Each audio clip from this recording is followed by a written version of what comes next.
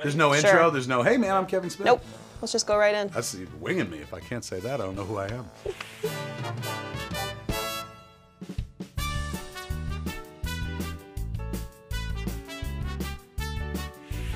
What's the first word that comes to mind when you think about Sundance? The beginning of my life as that Kevin Smith, as opposed to my old life as a Kevin Smith.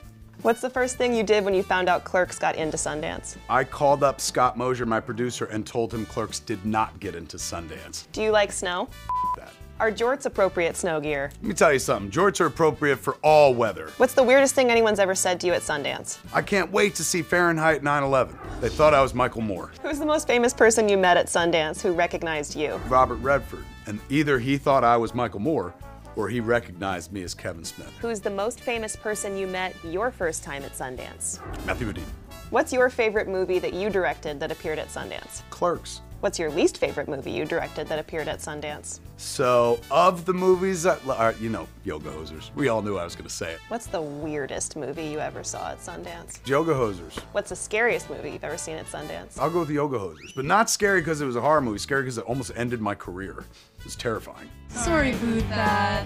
Which celebrity should play you if they did a Clerks remake? Maybe Kevin James, I get that a lot. Best place to grab lunch in Park City? The eating establishment, it was where Clerks got bought.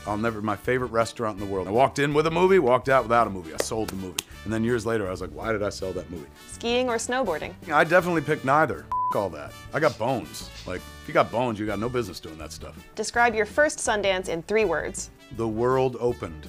Popcorn or candy? Hands down candy. Popcorn. Overrated. What's one thing you wish someone had told you before you brought a movie to the festival? Change your name. I wouldn't have had to be Kevin Smith. Right before I went to the festival, I should have been like Kevin Lochran or Kevin Action. What color blazer will you be wearing? You're probably looking at the blazer I'm wearing, to be honest with you. I fell in love with this purple one. It's taking the place of the hockey jerseys. What Sundance movie do you quote on a regular basis?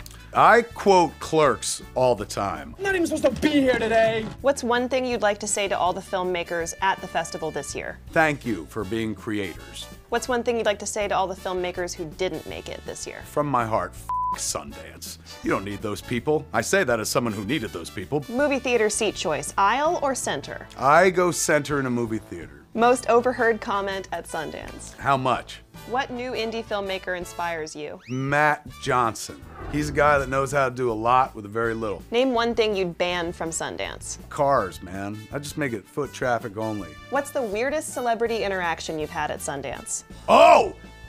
Yes. I'm at the Eccles Theater. That's the big theater, man. It's like over 1,000. It's up at the school at the top of the hill and whatnot. Now, it's a high school, so it ain't one urinal. It's a bunch of urinals. And I walk in the bathroom, and guess who's not only at one of the urinals, but standing like this. Like in an inhuman position where he's trying to launch way the hell out, man. Like, I was like, this is somebody who was taught wrong.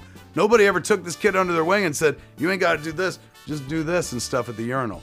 And that person... Okay, Kevin, thank you.